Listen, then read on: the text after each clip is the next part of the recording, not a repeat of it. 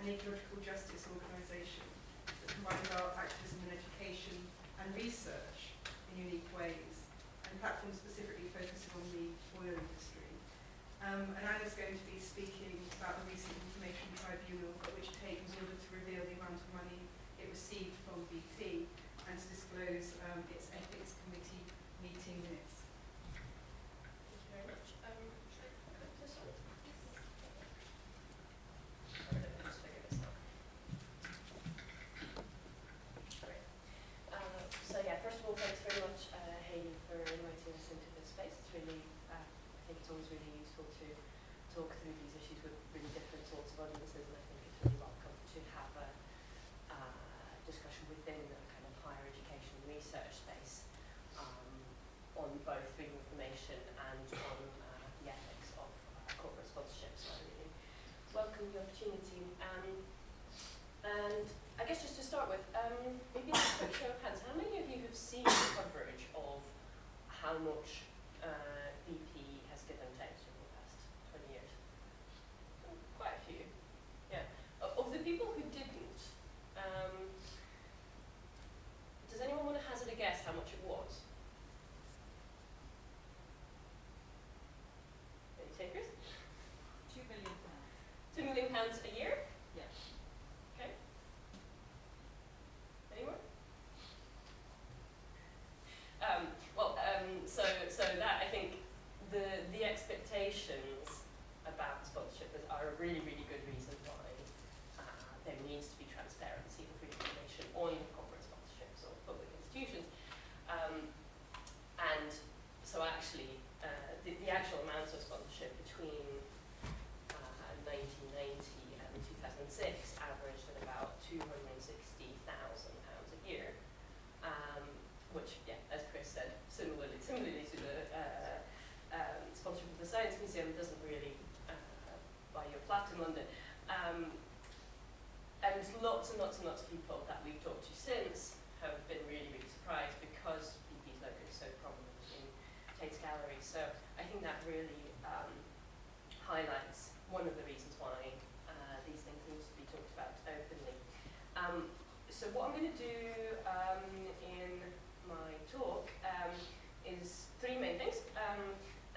First, I'm going to talk about the information tribunal that led up to the results of this figure and some other information also being revealed. I'm then going to talk about more broadly our platform's analysis of kind of what's going on when arts institutions and other public bodies take kind of enter into sponsorship relationships with the oil industry. And finally, I'm going to highlight some of the issues in the decision making that Tate went through when it decided to renew its sponsorship deal with BP back in 2010-2011. And I think that should hopefully provide some thoughts for kind of discussions of other similar relationships.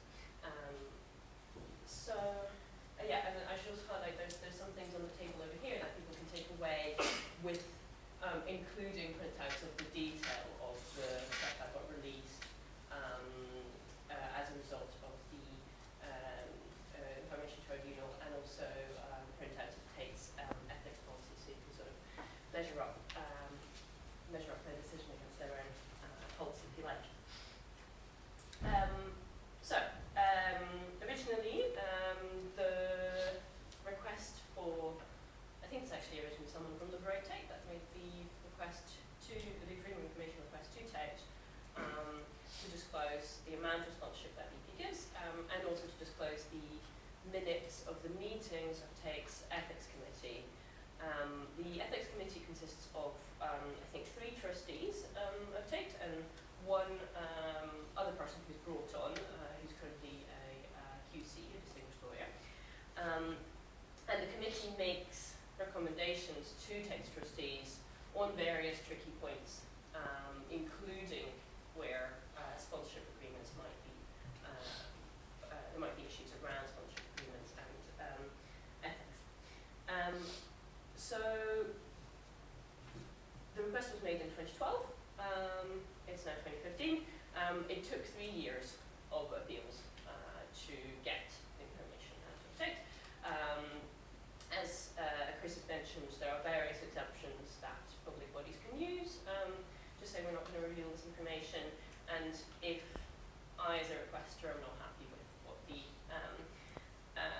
what the public body has disclosed to me and what it hasn't disclosed to me, then I can appeal first to the public body itself, then to the Information Commissioner, which is a special body that deals with these sorts of complaints, and then finally to the Information Tribunal, which is a court where you can appeal a decision made by the Information Commissioner as well as the decision to disclose or not disclose made by the public authority. So I just wanted to highlight a couple of the main issues that were under appeal when this thing went to court. Firstly, something that got slightly mentioned by Chris, Tate argued that it would be in breach of commercial confidentiality to disclose the information about how much BP gave. They argued that if it was known how much money actually changed hands, then it would give potential sponsors a price list for how much it costs to sponsor Tate. Never mind the fact that Tate do actually disclose quite a lot of the sponsorship amounts very publicly. For example, the sponsorship that they had from Unilever and from Mitsubishi. For some reason, this one would have provided a price list. And the Information Tribunal actually partly upheld this decision by Tate to not disclose the numbers, but only in respect of the more recent numbers. So basically, the tribunal ruled that the figures from 1990 to 2006 were to be disclosed, and then after that, commercial confidentiality applied because it was recent enough to the request made in 2012. And the second kind of related point that was under appeal was commercial, the ability of information to damage commercial relationships. So Tate basically argued that if we disclose information about what scrutiny of BP went on when we were deciding whether to take the sponsorship or not, then BP might somehow get offended. It might damage our relationship if we disclose that information. To which the Information Tribunal responded that companies, sponsors like BP, should expect there to be really thorough scrutiny of themselves. It's not enough to say, oh, they'll be offended if we thought about their environmental record. BP should be expecting that amount of public scrutiny and scrutiny by public authorities that they have relationships with. I think both of these commercial issues point to something wider about the way that public bodies are at the moment under pressure to operate as commercial units. There's a great sort of critique of this written by science communication writer Alice Bell, and she actually wrote this about in relation to Cambridge University not disclosing various sponsorship amounts, and basically her argument is the way that public bodies, in her case a university, are saying we're not going to disclose this information for commercial reasons shows up that the values of these institutions are shifting towards operating as for-profit enterprises, and that in itself is a really alarming thing. So I guess just to highlight something that the Museums Association says on this topic, which is the kind of professional that represents galleries and museums, in a kind of recent publication, Alistair Brown from the Museums Association says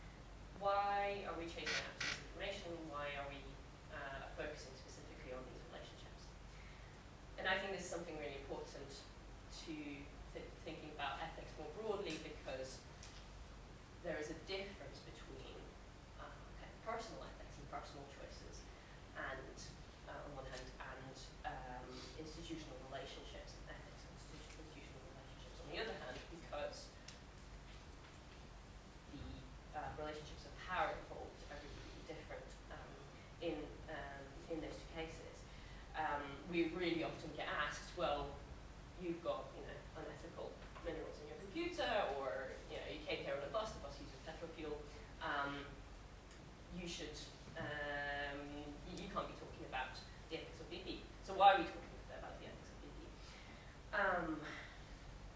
The really obvious point is that the business models of oil companies as they exist are incompatible with addressing climate change within kind of staying within safe climate limits. The International Energy Agency has said that 2/3 of the already discovered oil needs to be remaining in the ground if we can have a reasonable chance of staying within safe limits. And we at Platform have used this kind of concept of the carbon web to think about how oil companies manage to keep on with an extremely unstable business model, what keeps them going. And the carbon web is basically a kind of imaginary web with BP or Shell in the middle, and then all sorts of institutions that it has relationships with on the sides. And so a company like BP or Shell needs financial support, it needs legal support, it needs the support of government departments, needs all sorts of things, including art sponsorships. And why art sponsorships? Because they create and sort of grease the other relationships as well. As a really short kind of story version of how this came about, in the 1990s, oil companies were getting a lot of bad press for various reasons. The climate change debate was beginning. There was the execution of the Ken Saro-Wiwa and the Galkina 9 in Nigeria, which put Shell in the spotlight.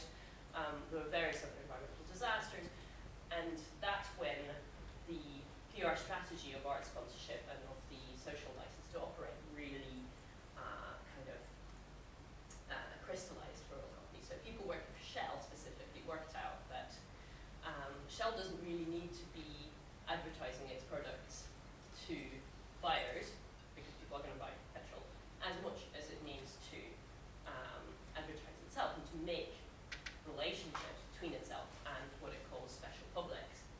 The special publics include civil servants, diplomats, journalists, academics, NGOs, people who might in the future work for Shell, or people who already work for Shell. So basically, influential elites relevant to Shell. And one of the things that these people do is they go to galleries in London. So art sponsorship is a way for these companies to create relationships with special publics that help them maintain not only a public image of themselves kind of in the media and stuff, but also these really specific relationships with elites. And that is why a relationship between a gallery and an oil company is very, very different in terms of ethical considerations, we would argue, than a relationship between the oil company and a consumer. How much longer have I got? 1 minute. Okay. I'm running out of time for my third bit, but just to really quickly point you to something. So we've looked at and analysed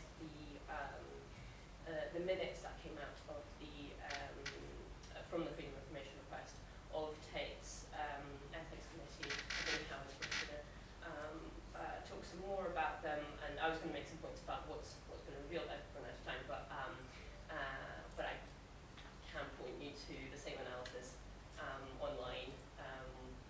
And yeah, come talk to me if you'd like to find it. It's in a briefing called Mind the Gap. If you Google Mind the Gap, Tate BP, it'll come up. But essentially, the issues that we think public bodies like galleries and museums need to consider when deciding on sponsorship, as coming out of that process that's been revealed within Tate, are firstly, who makes decisions on ethics? So who is included in these kind of meetings? Secondly, how is ethics different from legality? If something's illegal, it's obviously unethical, but if something's still legal, then can it be unethical, and can the organisation make a decision based on that? Thirdly, how is ethics different from reputation management? Tate quite often refers to damage to their reputation as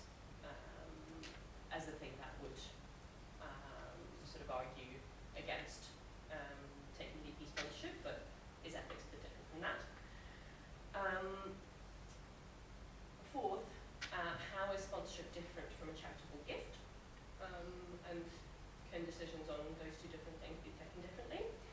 And finally, how is making decisions about climate change different from making decisions about other sorts of ethical issues? And how does one consider the kind of overwhelming reality of climate change as opposed to specific environmental problems that are completely important? So